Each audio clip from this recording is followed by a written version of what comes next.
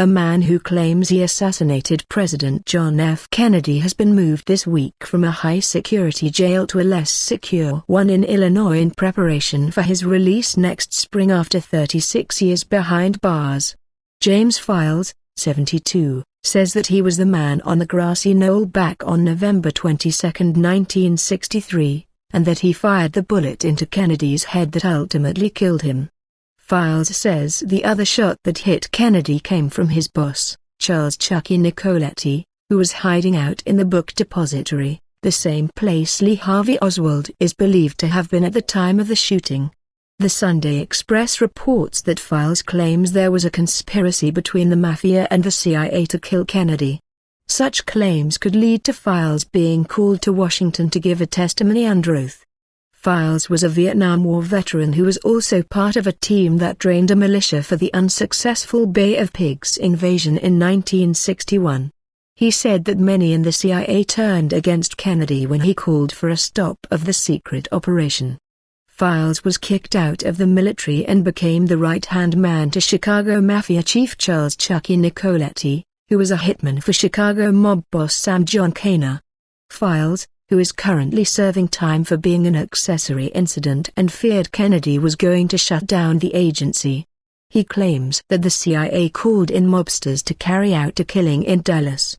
Fikes also says that Oswald, who was charged, but then shot dead before he could be tried or convicted in the killing, never fired a single shot. He described what happened in a new documentary that aired on Newsmax TV, I Killed JFK. He says he chose the grassy knoll so he could pretend to be a worker at a nearby rail yard, and come and go without being noticed. Then, as President Kennedy's motorcade approached, he sprung into action. I was aiming at his right eye. When I pulled the trigger it was almost like looking from 6 feet away through the scope, he explains. As I squeezed his head moved forward. I missed and got it right along the temple, right behind the eye. I squeezed off my round. I hit him and blew his head backward. I fired one shot and one shot only.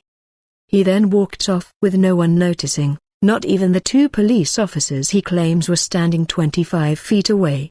He did however leave a trinket, biting down on the shell casing that came from his gun.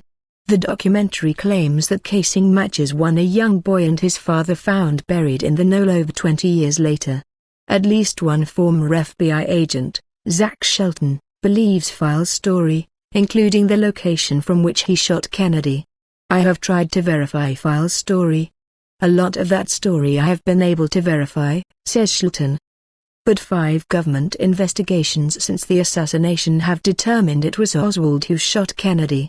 Oswald always denied being the assassin, but was shot dead by nightclub boss Jack Ruby before he could go on trial for murder. Assassination expert and British author Matthew Smith said, I have always thought there were 2 shooters on the grassy knoll. I have no doubt the CIA was involved.